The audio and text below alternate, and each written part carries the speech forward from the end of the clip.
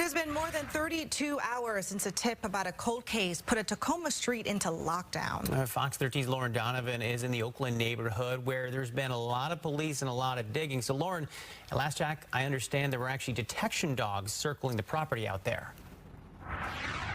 Yeah, but at this point, Matt, it's all wrapped up on that end. There were a couple dogs walking up and down these sidewalks here, sniffing around, but that is over and done with. We've been out here on scene for the past 6 hours. This right here, this is as close to the crime scene, to the investigation space as we can get. We are right here at the intersection of Wright and Gunnison.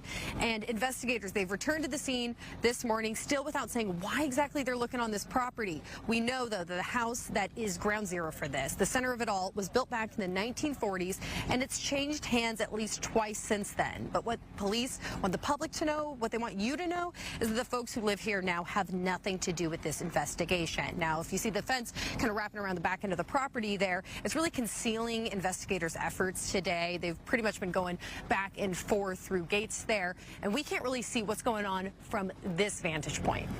We've sent a drone up above to give you a better look at what's going on behind the scenes.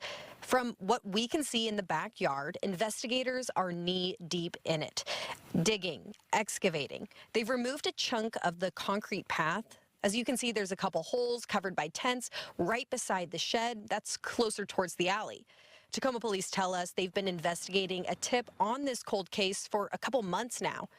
Rumors online led to speculation that all of this was tied to the disappearance of Teekah Lewis.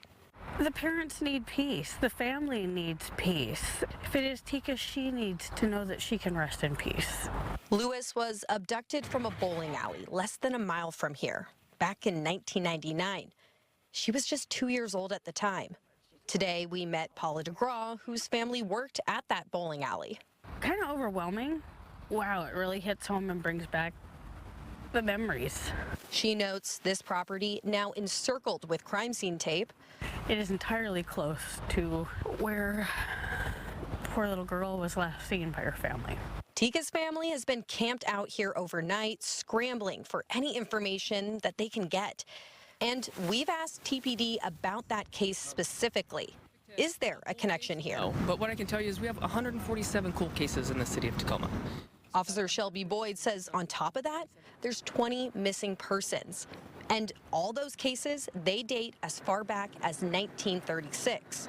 We can't confirm whether it is or is not related to any cold case.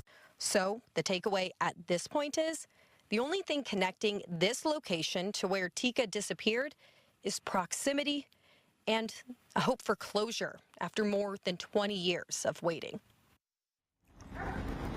All right, and coming back out here live, I think it's worth noting that, we were out here on scene around 11 a.m. and really there has not been a lull in activity at this property since that time. Investigators, folks coming and going, always constant, always blocked off. Ton of squad cars here in the street. This is a real big scene. Officer Boyd, she wants to put a stop to some of the rumors that are out there. The FBI, they are not involved in this. This is solely a TPD investigation and no arrests have been made. Here we are, hour 33 into this, and they still don't have an end in sight. We're going to be out here monitoring the scene, though, as we enter the next day of this investigation. My colleague, A.J. Genovel, he's here right now talking with Teekah Lewis's mom. Something that she told me when I was speaking with her earlier, though, is that she says that this is a massive presence. It's grown a lot more since she saw it yesterday. So just to put things in perspective, and she really does believe this could be connected to her daughter. So until then, we're live in Tacoma. We'll send it back to you.